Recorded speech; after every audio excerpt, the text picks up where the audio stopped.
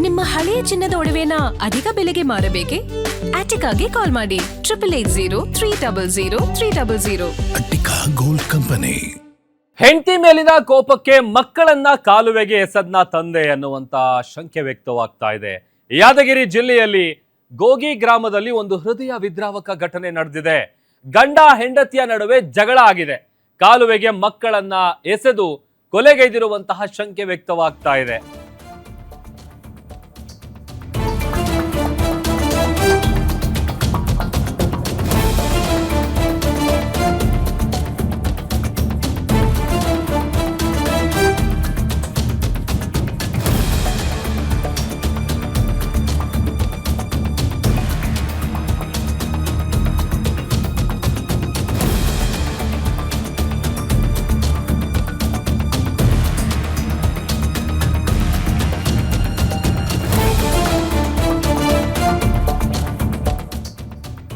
ಹೆಂಡತಿ ಮೇಲಿನ ಕೋಪಕ್ಕೆ ಮಕ್ಕಳನ್ನ ಕಾಲುವೆಗೆ ತಂದೆ ಎಸೆದಿರುವಂತಹ ಘಟನೆ ಯಾದಗಿರಿ ಜಿಲ್ಲೆಯ ಗೋಗಿ ಗ್ರಾಮದಲ್ಲಿ ನಡೆದಿದೆ. ಗಂಡ ಹೆಂಡತಿ ನಡುವೆ ಜಗಳ ಆಗಿದೆ. ಕಾಲುವೆಗೆ ಮಕ್ಕಳನ್ನ ಎಸೆದು ಆ ಪಾಪಿ ತಂದೆ ಕೊಲೆಗೈದಿದ್ದಾನೆ. ಶಾಂತಪ್ಪ ಮಕ್ಕಳನ್ನ ಕೊಂದಿರೋ ಬಗ್ಗೆ ಅನುಮಾನ ವ್ಯಕ್ತವಾಗ್ತಾ ಇದೆ. 9 ವರ್ಷದ ಸಾನ್ವಿ, 2 ವರ್ಷದ ಸೃಜನ್, ಇಬ್ಬರು ಮಕ್ಕಳನ್ನ ಆತ ಕಾಲುವೆಗೆ ಎಸೆದಿದ್ದಾನೆ. ಯಾದಗಿರಿಯಲ್ಲಿ ನಡೆದಿರುವಂತಹ ಹೃದಯ ವಿದ್ರಾವಕ ಘಟನೆ ಇದು. ಗಂಡ ಹೆಂಡತಿ ನಡುವೆ ಜಗಳ ಇತ್ತಂತೆ. ಆ ಜಗಳದ ವಿಚಾರವಾಗೇನೆ 3 ಮಕ್ಕಳಲ್ಲಿ ಇಬ್ಬರನ್ನ ಆತ ಕಾಲುವೆಗೆ ಎಸೆದು ಕೊಂದಿದ್ದಾನೆ. ಯಾದಗಿರಿ ಜಿಲ್ಲೆಯ ಗೋಗಿ ಗ್ರಾಮದಲ್ಲಿ ನಡೆದಿರುವಂತಹ ಹೃದಯ ವಿದ್ರಾವಕ ಘಟನೆ ಇದು. ಮಕ್ಕಳನ್ನ ಕಾಲುವೆಗೆ ಎಸೆದಿದ್ದಾನೆ ಪಾಪಿಯಪ್ಪ. 3 ಮಕ್ಕಳಲ್ಲಿ ಇಬ್ಬರನ್ನ ಕಾಲುವೆಗೆ ಎಸೆದಿದ್ದಾನೆ. ತಂದೆ ಶಾಂತಪ್ಪ, 9 ವರ್ಷದ ಸಾನ್ವಿ, 2 ವರ್ಷದ ಸೃಜನ್, ಇಬ್ಬರು ಮಕ್ಕಳನ್ನ ಜಲಸಮಾಧಿ ಮಾಡಿದಾನೆ ಈ ಪಾಪಿ ತಂದೆ. ಅಪ್ಪ ನನ್ನನ್ನ ಸಾಯಿಸಬೇಡ ಅಂತ ಪಾಪ ಮಗು ಅಂಗಲಾಚಿ ಅಪ್ಪಿಕೊಂಡು ಬೇಡ್ಕೊಂಡ್ರು ಕೂಡ ಬಿಟ್ಟಿಲ್ಲ.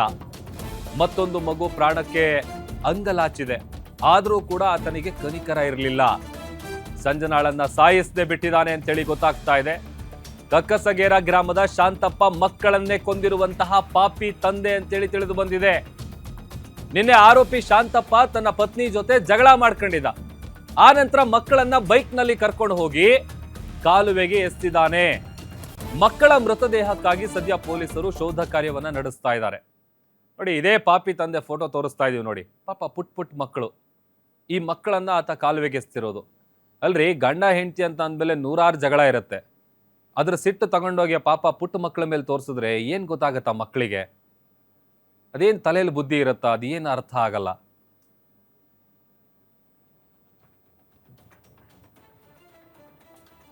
ಯಾದಗಿರಿ ಜಿಲ್ಲೆಯ ಗೋಗಿ ಗ್ರಾಮದಲ್ಲಿ ನಡೆದಿರುವಂತಹ ಹೃದಯ ವಿದ್ರಾವಕ ಘಟನೆ ಇದು.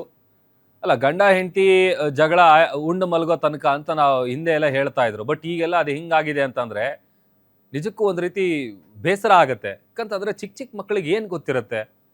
ಇವ್ರು ಏನ್ ವಿಚಾರಕ್ಕೆ ಜಗಳ ಆಡಿರ್ತಾರೋ ಅದು ಏನ್ ಕತೆನೋ. ಬಟ್ ಆ ಮಕ್ಕಳನ್ನ ಸಾಯಿಸೋದು, ಅದೊಂದು ತಂದೆ ಅನ್ನೋ ಪದಕ್ಕೊಂದು ಅರ್ಥ ಬೇಡವಾ?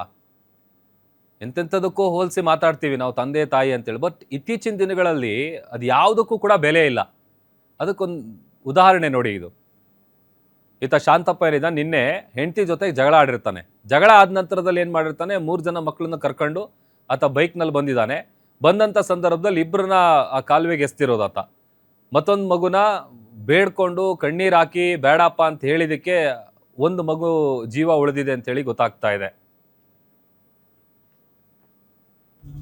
ಯಾದಗಿರಿ ಜಿಲ್ಲೆಯ ಗೋಗಿ ಪೊಲೀಸ್ ಠಾಣೆ ವ್ಯಾಪ್ತಿಯಲ್ಲಿ ಒಂದು ಗಂಗನಾಳ ಅಂತೇಳಿ ಹಳ್ಳಿ ಬರುತ್ತೆ. ಸೊ ಅಲ್ಲಿ ಶಾಂತಪ್ಪ ಅಂತೇಳಿ ತಂದೆ ಅವರು 3 ಜನ ಮಕ್ಕಳನ್ನ ಮಧ್ಯಾಹ್ನ ಸುಮಾರು 2:15-2:00ವರೆಗೆ ಕರ್ಕೊಂಡು ಓಡ್ತಾರೆ. 3 ಜನ ಮಕ್ಕಳು, ಒಬ್ಬರು ಸಾನ್ವಿ ಅಂತ 4ನೇ ಕ್ಲಾಸ್ ಓದ್ತಾ ಇರ್ತಾರೆ, 9 ವರ್ಷದವರು. ಮತ್ತು 2ನೇವರು ಸಂಜನಾ ಅಂತೇಳಿ ಹುಡುಗಿ, ಅವರು 6 ವರ್ಷದವರು, ಫಸ್ಟ್ ಸ್ಟ್ಯಾಂಡರ್ಡ್ ಕಲಿತಾ ಇರ್ತಾರೆ. ಇನ್ನೊಬ್ರು ಸೃಜನ್ ಅಂತೇಳಿ ಹುಡುಗ, 2.5 ವರ್ಷ ಮಗು.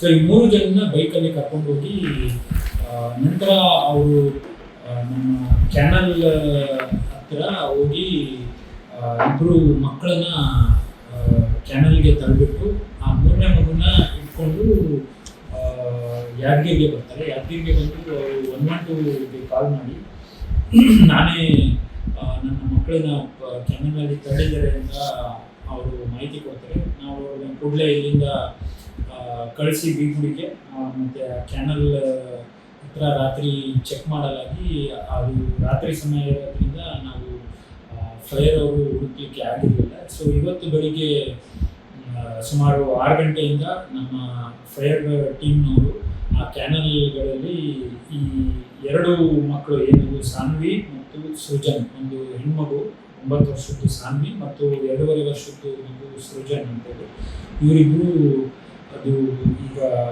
ಬಾಡೀಸ್ನ ಹುಡುಕ್ತಾ ಇದ್ದಾರೆ. ಸೊ ಹುಡುಕ್ತಿದ್ದಂಗೆ ಈಗ ನಾವು ಅದನ್ನು ಪತ್ತೆ ಆದಮೇಲೆ ನಾವು ಒಂದು ಮರ್ಡರ್ ಕೇಸ್ ದಾಖಲೆ ಮಾಡ್ಕೋತೀವಿ. ದಾಖಲೆ ಮಾಡ್ಕೊಂಡು ನಾವು ತನಿಖೆ ಮಾಡ್ತೀವಿ. ಸೊ ಇಲ್ಲಿವರೆಗೆ ನಮಗೆ ಕಂಡು ಬಂದಿದ್ದೇನೆಂದರೆ, ಈ ಶಾಂತಪ್ಪ ಅನ್ನೋರು ಸ್ವಲ್ಪ ಮೆಂಟಲಿ ಡಿಸ್ಟರ್ಬ್ಡ್ ಇದ್ದಾರೆ.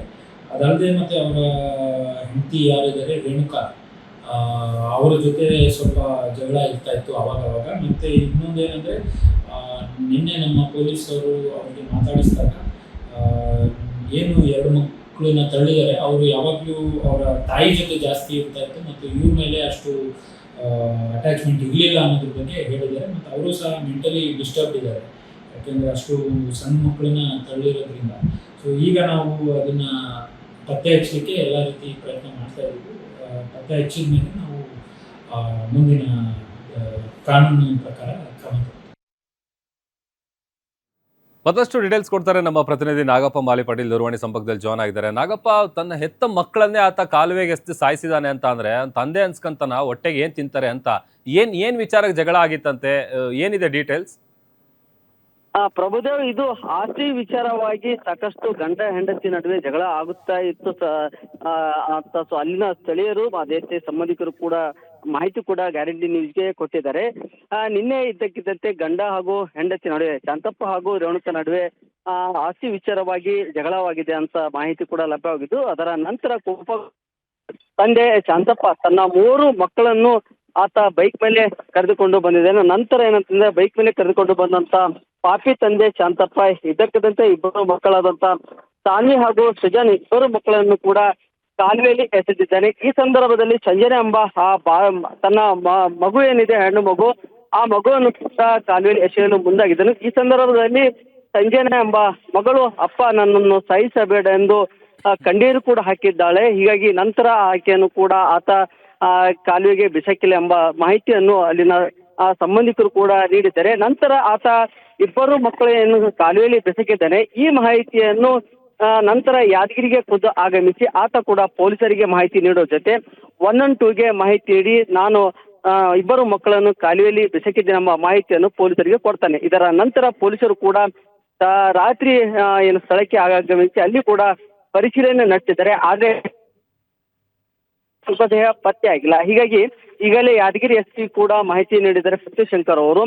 ಏನು ಶಾಂತಪ್ಪ ಅವರು ತನ್ನ ಗಂಡ ಹೆಂಡತಿ ನಡುವೆ ಜಗಳ ಆಗಿತ್ತು. ಈ ನಂತರ ಏನಂತಾರೆ, 2 ಮಕ್ಕಳನ್ನು ಕಾಲುವೆಗೆ ಬೆಸಕಿದ್ದನು. ನಂತರ ನಮಗೆ ಮಾಹಿತಿ ನೀಡಿದ ನಂತರ ಪೊಲೀಸರು ಭೇಟಿ ನೀಡಿದರೆ ಈ ಬಗ್ಗೆ ಮೃತದೇಹಗಳ ಶವ ಪತ್ತೆಗಾಗಿ ಶೋಧ ಕಾರ್ಯ ನಡೆಸಿದ್ದೇವೆ. ಮೃತದೇಹ ಪತ್ತೆ ನಂತರ ಈ ಬಗ್ಗೆ ಕೂಡ ಕೊಲೆ ಕೇಸ್ ಬಗ್ಗೆ ದಾಖಲಿಸಿ ಮಾಡಿಕೊಂಡು ಆತನ ಮೇಲೆ ಕ್ರಮ ಕೈಗೊಳ್ಳುತ್ತೆ ಎಂಬ ಮಾಹಿತಿ ನೀಡಿದ್ದಾರೆ. ಆದರೆ ಶಾಂತಪ್ಪ ಕೂಡ ಈಗಲೇ ಗೋಗಿ ಪೊಲೀಸರ ವಶದಲ್ಲಿದ್ದು ಪೊಲೀಸರು ಹೆಚ್ಚಿನ ವಿಚಾರಣೆ ಕೂಡ ನಡೆಸ್ತಾ ಇದ್ದಾರೆ. Prabhudev, okay, thank you Nagappa ನಿಮ್ಮೆಲ್ಲ ಡೀಟೇಲ್ಸ್ಗಾಗಿ.